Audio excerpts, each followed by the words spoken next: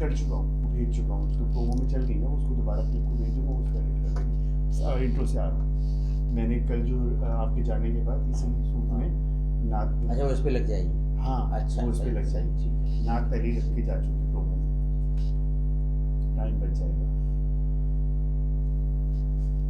السلام علیکم ناظرین, میں آپ کا میزبان خاور رضا نقوی پروگرام رحمت رمضان میں آپ کو خوش آمدید کہتا ہوں. اور ہمارا پروگرام جو کہ اجداد پیغمبر پر مسلسل جاری ہے فرائیڈے کینیڈا کی خصوصی رمضان ٹرانسمیشن میں, آج ہمارے ساتھ موجود ہیں مولانا اسد علی ذیلی, جو کہ کسی بھی تعارف کے محتاج نہیں ہیں. آئیے ان کی طرف چلتے ہیں اور ان سے مزید اسی موضوع پہ ہم آگے بات کرتے ہیں. السلام علیکم. وعلیکم السلام ورحمۃ اللہ. میں اپنی جانب سے اور ٹائم ٹی وی کی جانب سے آپ سب لوگوں کے لیے, اپنے سامعین, اپنے ناظرین کے لیے دعا گو ہوں کہ پالنے والے اس رحمت اور برکتوں کے مہینے میں آپ سب پہ اپنی رحمت اور برکتوں کا نزول فرمائے, اور آپ سب کو اس جاری وبا سے جو امتحان ہمارے سروں پہ سے محفوظ رکھے. عبادتوں میں مشغول رہیے, عبادتوں کی قبولیت کا مہینہ ہے, تلاوت قرآن کا مہینہ ہے, نزول قرآن کا مہینہ ہے. زیادہ سے زیادہ تلاوت قرآن کیجیے, اور نہ صرف تلاوت قرآن کیجیے, میں نے مسلسل عرض کیا اور ہمیشہ یہ کہتا ہوں مجالس میں بھی, پروگراموں میں بھی, کہ تلاوت کا ثواب اپنی جگہ ہے, لیکن اس سے ہدایت, قرآن کے مقصد نزول جو ہے وہ ہدایت ہے, نہ کہ تلاوت اپنی جگہ اجر بھی رکھتی ہے, ثواب بھی رکھتی ہے, لیکن ہمیں اس سے ہدایت حاصل کرنی ہے اور اپنے قلوب کو قرآن کے مطالب سے منور کرنا ہے. یہ وہ معجزہ ہے جو معجزہ پیغمبر ہے. ہم پیغمبر پہ ہی گفتگو کر رہے ہیں, رحمتوں کا مہینہ, تو ظاہر ہے کہ رحمت للعالمین کی بات کے بغیر رحمت کی گفتگو کیسے کی جائے. تو ہم رحمت للعالمین کی ذات پر, ان کے اجداد پر گفتگو کر رہے ہیں, اور یہی قرآن ہے جو کہتا ہے وتقلبک فی الساجدین, وتقلبک فی الساجدین, اور یہی قرآن ہے جو کہتا ہے وتقلبک فی الساجدین. ہم نے آپ کو کروٹ دی ہے ساجدین کی پیشانی میں. اور کل ہم اپنے گفتگو کے سلسلے کو حضرت آدم سے بڑھاتے ہوئے نسل آدم میں, اور ان پاکیزہ پیشانیوں میں جو کہ نسل کا سلسلہ آیا حضرت ابراہیم تک, اور اللہ نے کردار کی ضمانت لی, اجداد کی ضمانت لی, اور یہ بھی ضمانت لی کہ کیا خانوادہ تھا جس میں اس کا حبیب جو ہے وہ اس کا نور ظاہر ہوا ہے, اور رخ انور مصطفیٰ کس خانوادے میں اور کس خانوادے کے چشم و چراغ ہیں, اور کس خانوادے میں پرورش ہوئی ہے. تو وہ ذات مصطفیٰ ایسے خانوادے میں آئی ہے جن میں ایک بھی ایسا نہیں ہے جس نے کبھی غیر اللہ کے آگے سجدہ کیا. اور ایک بڑی خصوصیت یہ ہے, کل ہم تذکرہ کر رہے تھے ان منصبوں کا جو آئے ہیں حضرت ابراہیم علیہ السلام خلیل خدا سے اجداد پیغمبر میں, کیونکہ اجداد پیغمبر سب نسل ابراہیم میں, اور پیغمبر خود نسل ابراہیم میں, اور ان کے مورث اعلیٰ, ان کے جد امجد بظاہر, کیونکہ نور ان کا تو پہلے سے موجود تھا, لیکن جس سلسلے سے دنیا میں اتارا گیا اور ظاہر کیا گیا وہ سلسلہ نسل ابراہیم. ایک دوسری بات ہم وہیں سے سلسلے کو جوڑ لیں گے, لیکن ایک خصوصیت ایسی ہے جو عرب کے جاہل معاشرے میں, جہاں انساب کا خیال نہیں تھا, نسلوں اور شجروں کا خیال نہیں تھا, اور شریعت کے مخالف شادیاں بھی ہوتی تھیں, ولادتیں بھی ہوتی تھیں. ظاہر ہے کہ ہم پروگرام ہماری مائیں, بہنیں, بچے سب دیکھ رہے ہیں, تو میں اشارے میں اس بات کی وضاحت کر دوں کہ نبی نے فخر کے عالم میں منبر سے یہ فرمایا تھا کہ انا من النکاح, میں نکاح سے ہوں.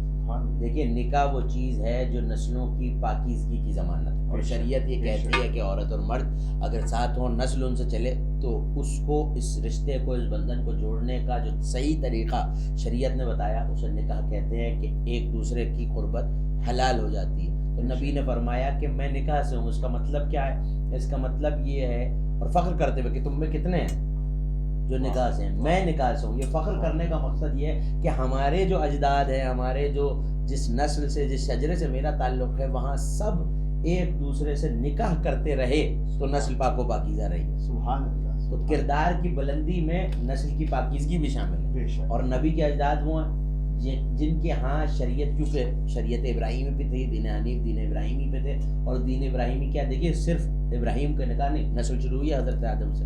ایک بہت بڑا مغالطہ تاریخ اسلام میں موجود ہے کہ حضرت آدم کے 2 بیٹے ہوئے, ایک حابیل ایک قابیل.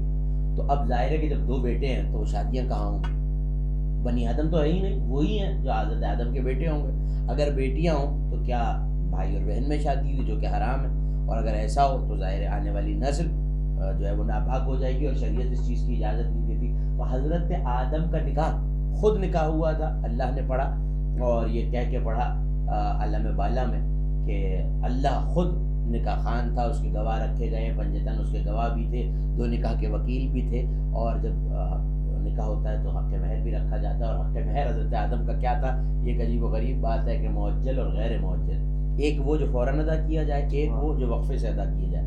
تو فوراً جب نکاح ہوا ہے تو اللہ نے یہ کہا ہے کہ 5 مرتبہ مصطفیٰ اور ان کی آل پر درود پڑھو. یہ حضرت حوا جو ہم سب بشر جتنے بشریت میں آتے ہیں، جتنے لوگ، ہر شخص جو اس دنیا میں ہے اور سانس لے رہا ہے اور آدمیت میں داخل ہے وہ بشر ہے. اور ابو البشر کا نکاح ام البشر حضرت حوا سے جو ہوا ہے تو اس کا حق مہر جو معجل ہے وہ کیا ہے؟ درود 5 مرتبہ آل محمد پہ. اسے امام ابو الفتوح رازی بہت بڑے مفسر ہیں مکتب تشیع کے، انہوں نے لکھا اپنی تفسیر میں، اور انہوں نے لکھا کہ غیر معجل کیا جو بعد میں ادا کرنا ہے وہ یہ کہ تم بھی اور اپنی اولاد کو بھی یہ نصیحت کرو کہ فضائل محمد و آل محمد بیان کرتے رہیں. یعنی نسل مصطفیٰ میں بھی پاکیزگی کی شرط حضرت آدم کے لیے یہی تھی کہ وہ کیا کریں؟ فضائل اہل بیت نشر کریں، آل محمد پہ درود پڑھیں. نور منتقل ہوا حضرت شیش میں. دیکھیے جو حابیل اور قابیل تھے ان کے لیے بھی جنت کی 2 حوروں کو اتارا گیا اور ان سے نکاح کیے گئے تاکہ نسل کی پاکیزگی برقرار رہے.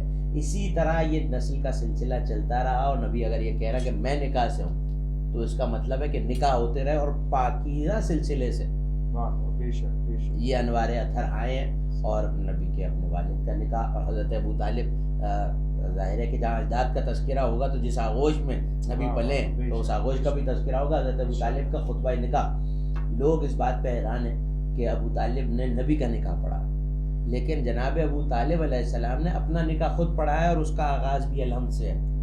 تو جیسے میں نے عرض کیا کہ ان میں ایک بھی نہیں ہے پورا خانوادہ ہے اور اجداد پیغمبر میں کہ جنہوں نے غیر اللہ کی بات کی. الحمد بعد میں نازل ہوئی ہے، ابو طالب نے اپنے خطبے میں پہلے پڑھا.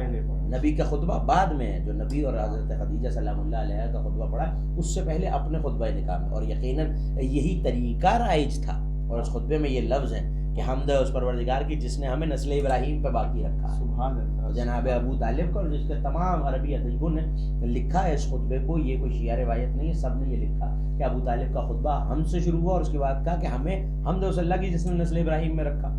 تو اس کا مطلب ہے کہ ابو طالب کے والد کون؟ عبد المطلب. جناب عبد المطلب اگر ابو طالب کے والد ہیں اور ابو طالب یہ کہہ رہے ہیں ہمیں نسل ابراہیم میں رکھا، تو اس کا مطلب ہے کہ جناب عبد المطلب کی نسل بھی حضرت ابراہیم کا.